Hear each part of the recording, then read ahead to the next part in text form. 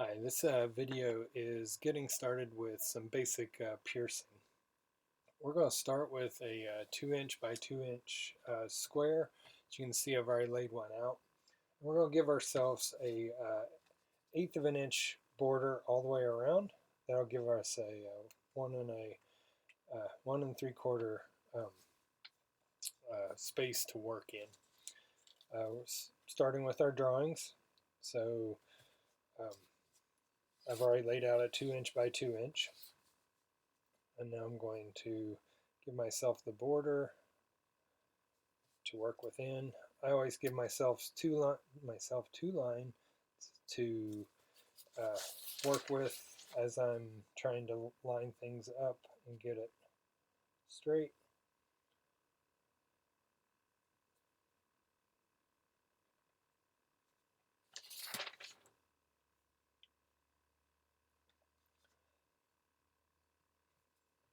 Because if you only do one, it's easy to get it going crooked. We're going to use this as our template for the metal piece.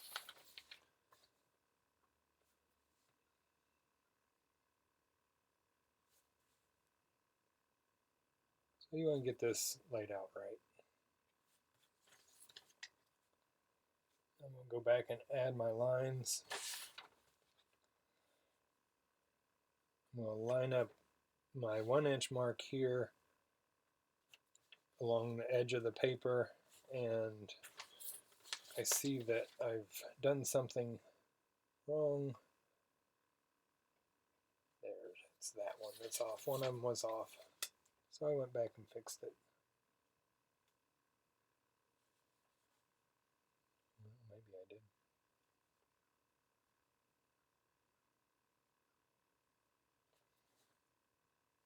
Make sure as you're drawing these lines that you hold it straight up and down, your pen or pencil straight up and down.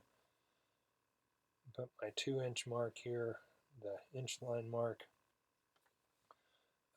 along my line so I see that it's straight. My high-tech ruler here.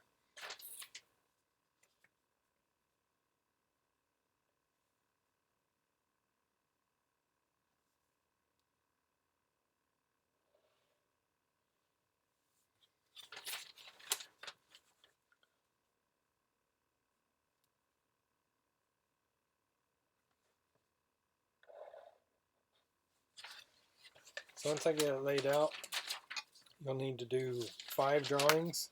You can see I've already got a couple drawn in here, and I've colored in the negative space just a little bit, just to give myself an idea of where things are, what's going to be cut out and what's not. So you can see I've got a couple figures here, and you're just doing the silhouette and any interior spaces that see through. So you can see that this is, well, you might be able to see, this is a person with their arms out, kind of bent over, knee up, leg down. This one's kind of bent, doing a back bend. And then this is another one doing a back bend, which this is the one I'm actually going to work with. I've got a couple others laid out here, but this is the one I like. So once I get it laid out, I'm going to take a pair of scissors. I'm going to cut it out.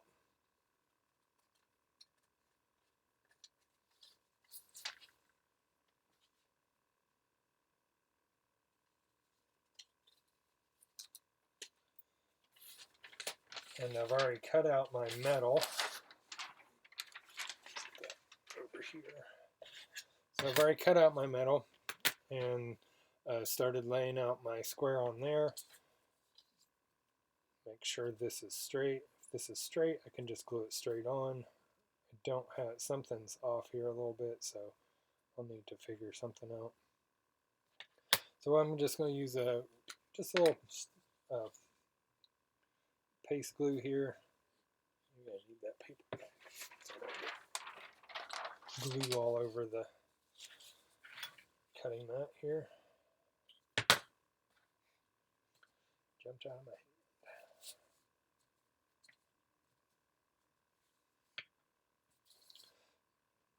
So I'm going to line this up.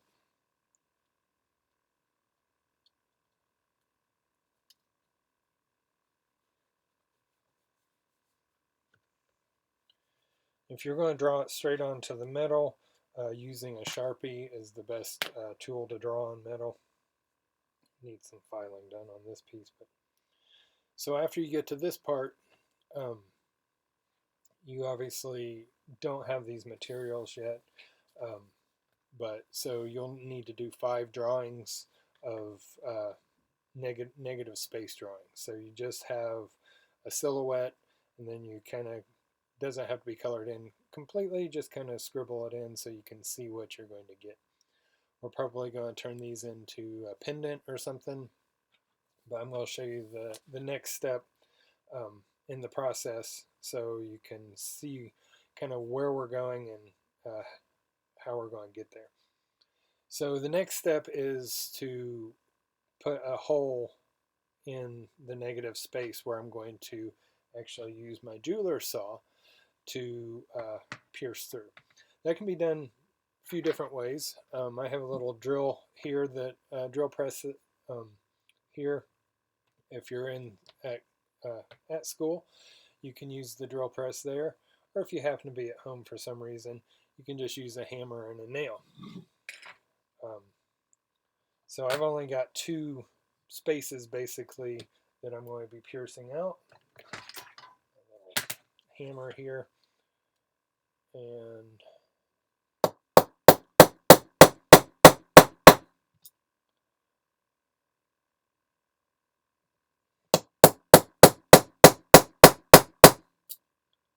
there. So I just have two main pieces, and with the hammer you create these little areas like that. You need to kind of flatten those out for yourself. This is a dead blow hammer, so it doesn't change the shape of the metal. If you use, it's made out of plastic, it's got sand inside, so it, I kind of hear it, so it kind of softens, doesn't soften the blow, but it doesn't mark the metal. If I were to have used this hammer, I would have left marks on the metal. So that's why I didn't use this hammer. The next step from here is to stretch up a little bit here. This is called a bench pin. It's designed to allow you to cut the metal without cutting the wood or your bench. The bench pin that you guys will use has this little clamp on it. It goes through the back, and then it clamps to the table. However, I have an issue. My table's too thick to use this clamp on it, so I'm going to just use a different clamp. This is a clamp I had in my studio.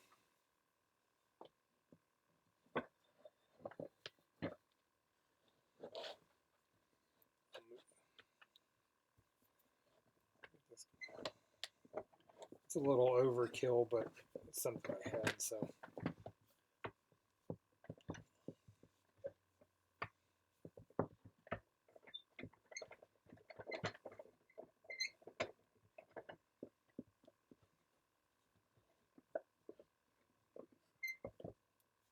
There we go. Don't want it moving, which at this moment it is. Let's fix that.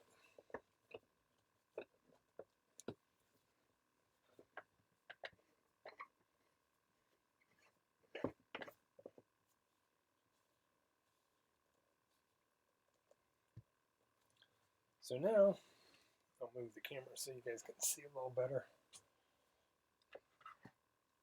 I'm going to take this,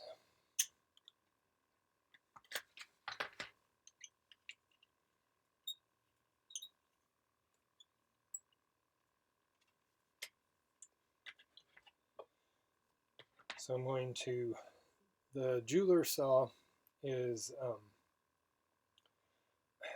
has a very fine blade on it, and you want to make sure the curve of the teeth are going down.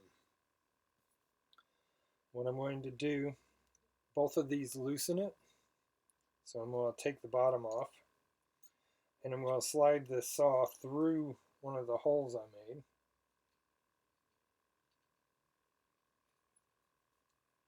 Slide all the way to the top, and then I'm going to kind of lean into it.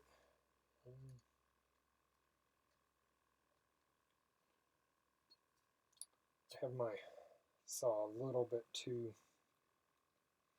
short here. It's adjustable here, so it adjusts this size. And you want it to make a tinging sound. Almost got it. So I'm going to have to loosen this up a little bit. Go get this all set up in class and I'll help you with it.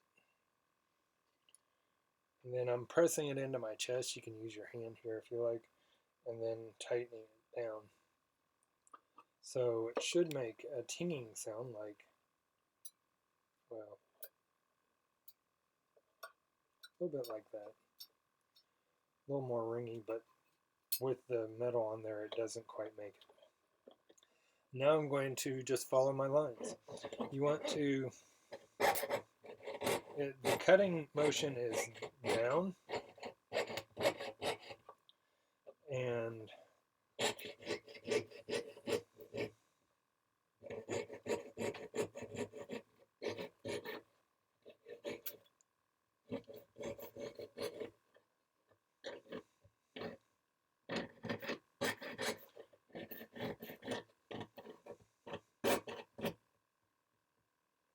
so when it gets caught like I just did, you want to let go of it and let it right itself. These blades are very delicate. Well, I have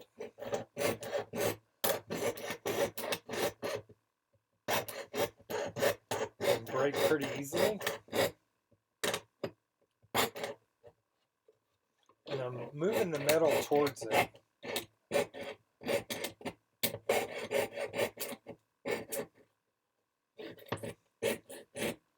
little better gluing job would have helped.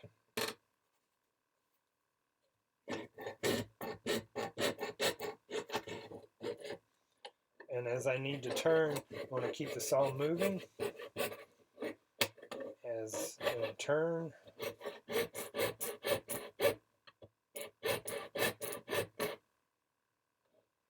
kind of got caught there, so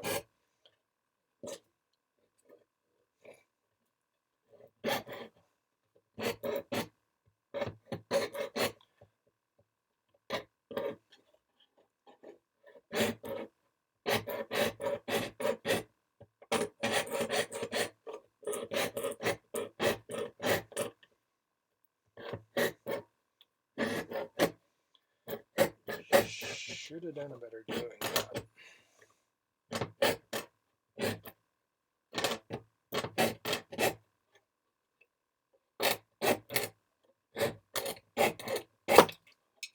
You can see I just broke a blade. Not a big deal. We have lots of them. The blades that we have are of different thicknesses, different sizes. And it's going to depend, the size depends that you choose depends on the metal. If it's a really thin metal, you want really fine blades, or if it's a really fine cut that you're looking for. Right now I'm trying to figure out which way the teeth are going. I did that by running my finger across it gently so I could feel that as I ran my finger this way, I could feel that it was catching.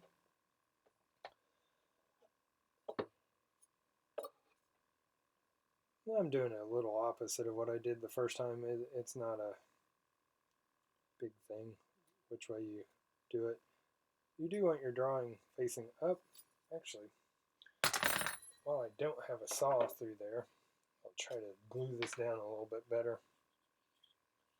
Solve some of this slipping problem.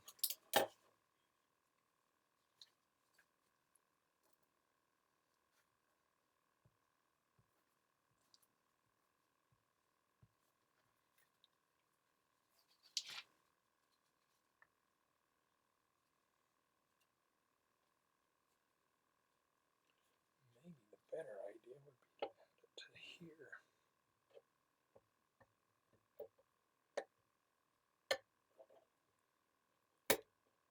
You could also just draw it directly onto the metal.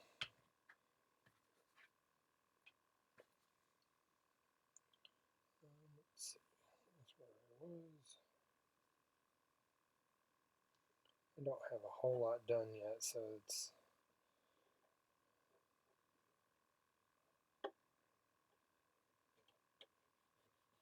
there we go.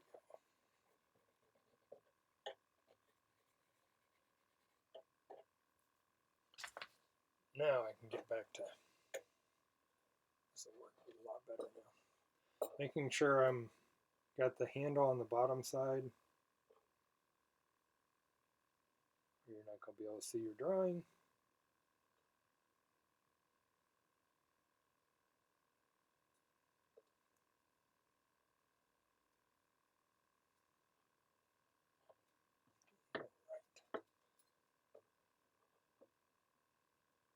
I'm going to go ahead and pierce the inside out. Get to the outside.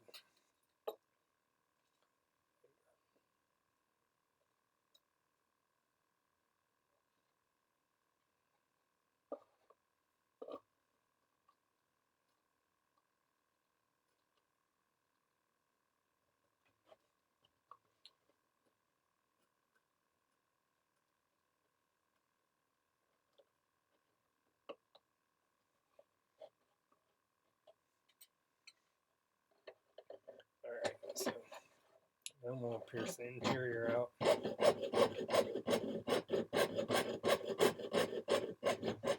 So as you're working like this, you want to be turning the metal as opposed to turning the saw.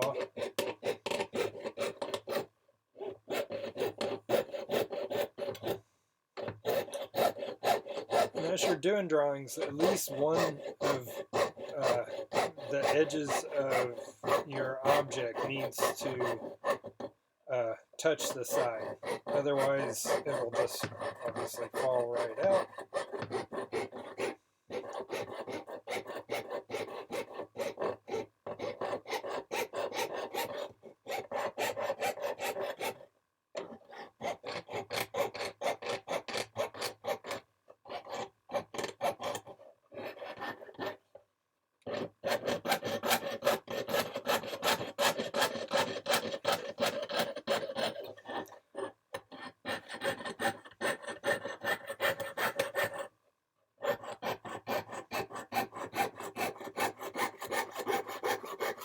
Keep the saw straight up and down.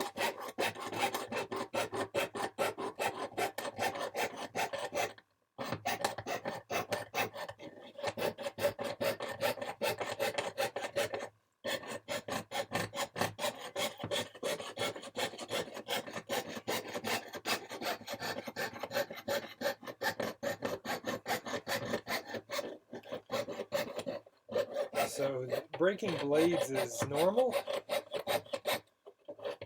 Especially when they start to get dull, they'll break easy. They'll break or get caught.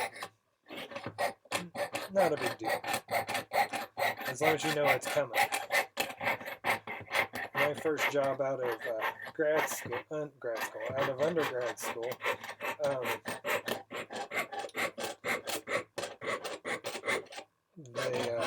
my first day at work,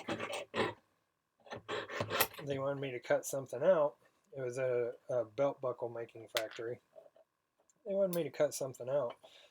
And it was out of epoxy. It wasn't even metal. and they handed me a jeweler saw, and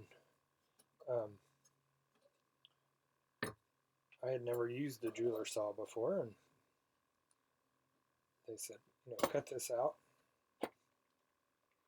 So I took it to my desk. I'm working, and the blade snaps.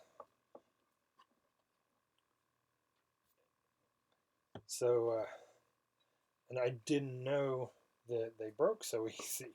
Not to break this one right now.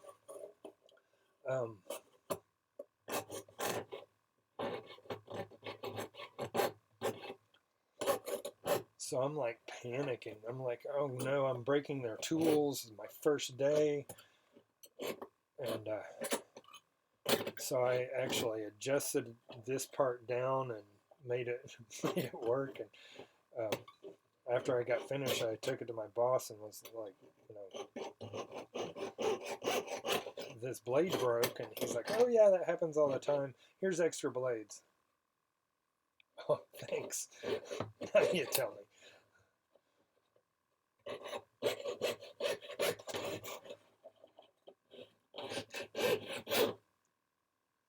Didn't get enough glue up here.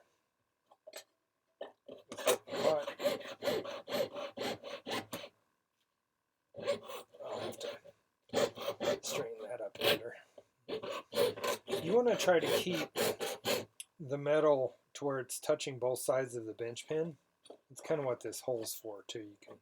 It'll help you out with that.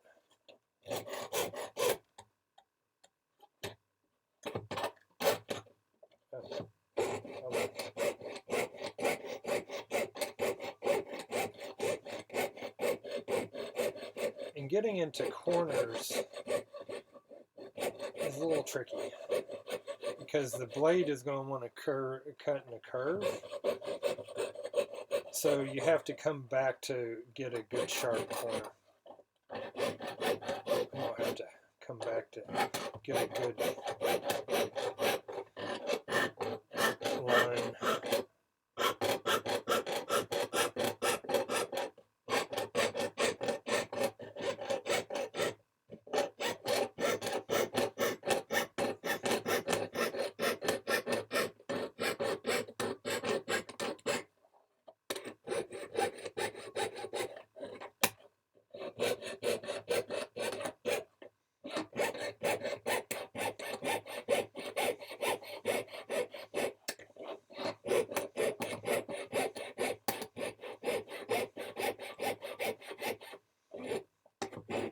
Straight lines are not the easiest to cut with the jeweler saw. You have a little thicker blade.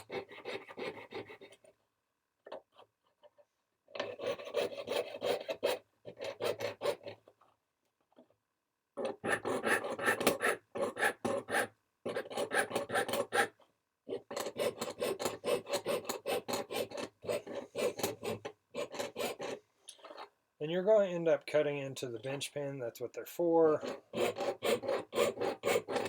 Easy to replace. So I'm trying to get like where this foot is touching the ground and get a nice sharp corner. So what I'm going to do is back it up a little bit, make the corner,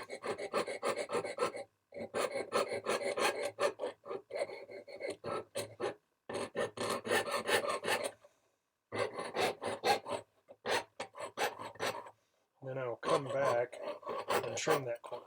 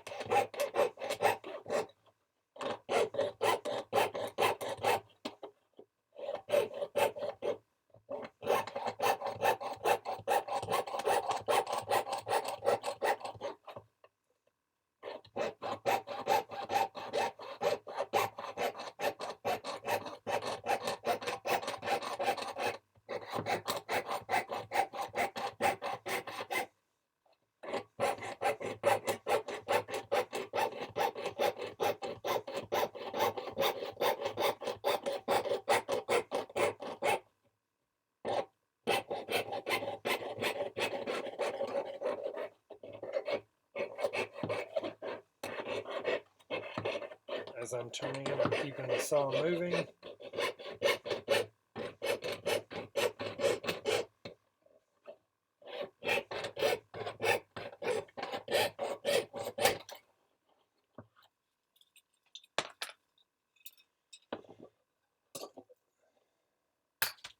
And I've got my piece pierced out. So now I'm going to go back, won't do this on the video, but I'll go back and straighten up these edges and get in here and cut some of these more finer details down.